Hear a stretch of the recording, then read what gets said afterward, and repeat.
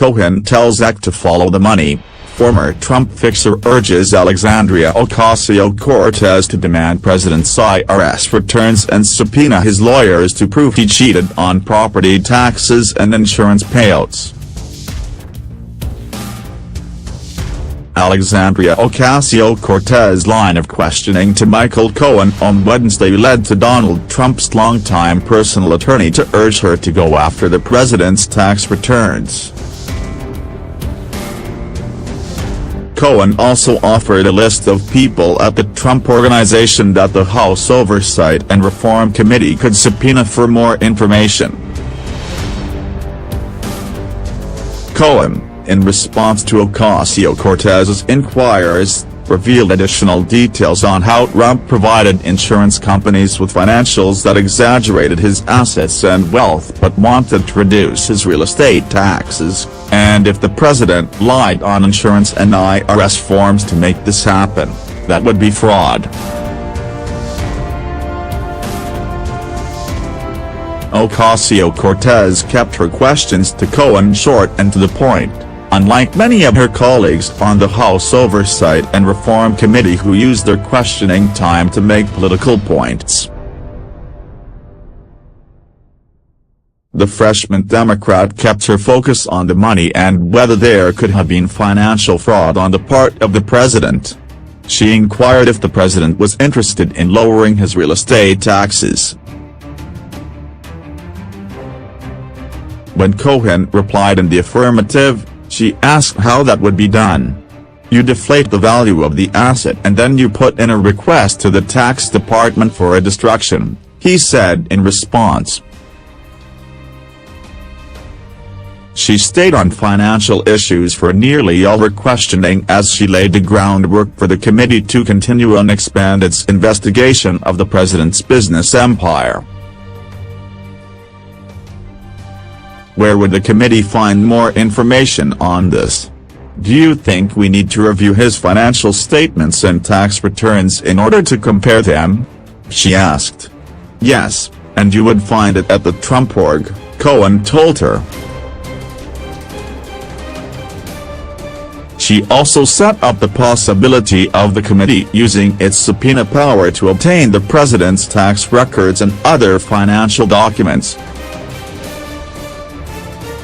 Ocasio-Cortez inquired if it would help for the committee to obtain federal and state returns from the president and his company to address that. I believe so, Cohen told her in her 4 minutes of questioning. The Democrat from New York was one of the last lawmakers to question Cohen in his day of public testimony, his second out of 3 appearances this week on Capitol Hill and the only one before cameras. Members asked questions in an order tied to their length of service on the committee. Ocasio-Cortez just joined it this year.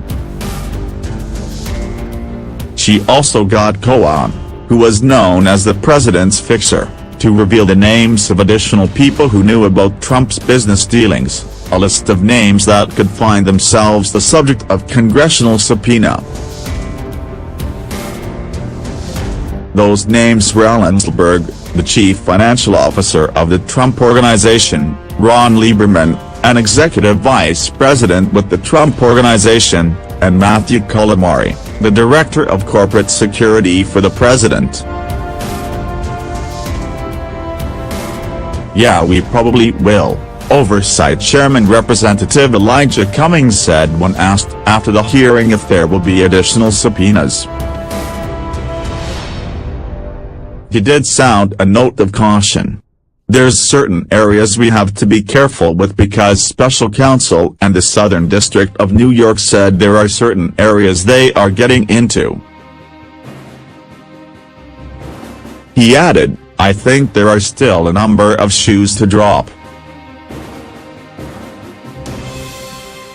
Earlier in his nearly 5 hours before the committee, Cohen also said he didn't know if the president's tax returns were being audited, which is the reason Trump gave for not releasing them during the 2016 campaign even though other presidential contenders have released such information.